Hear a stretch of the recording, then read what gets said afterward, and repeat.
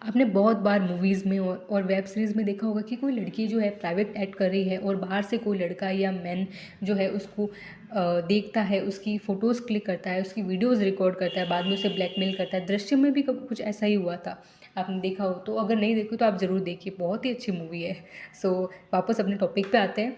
फिर उसके बाद में उसे ब्लैकमेल करता है और पूरी मूवी उसी के इर्द गिर्द चलती रहती है। एक्चुअली आईपीसी या फिर जो नया जो बीएनएस है उसमें इस अपराध को या ऑफेंस को वॉयरिज्म या फिर हिंदी में दृश्य रतीकता कहा जाता है, और उसमें अच्छी खासी पनिशमेंट भी दे रखी होती है। अब आइए इसको नॉर्मल एक बार डीप तरीके से पढ़ते हैं। अगर कोई वीमेन किसी प्राइवेट एक्ट कर रही है और उसको ये एक्सपेक्टेशन है कि उसको कोई नहीं देख रहा, इस स्थिति में अगर कोई लड़का या मैन जो है उसको देखता है, उसकी फ़ोटोज़ क्लिक करता है, उसकी वीडियो को रिकॉर्ड करता है, और यही नहीं उसको किसी थर्ड पर्सन को डिससेमिनेट करता है।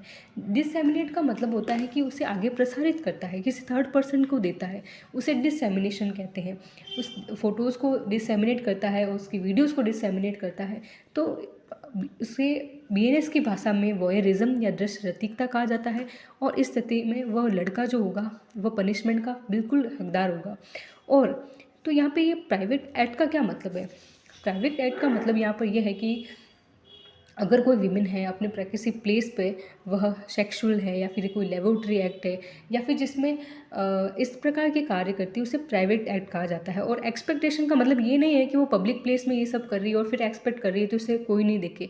तो उसके एक्सपेक्टेशन की भी एक कोई लिमिट है।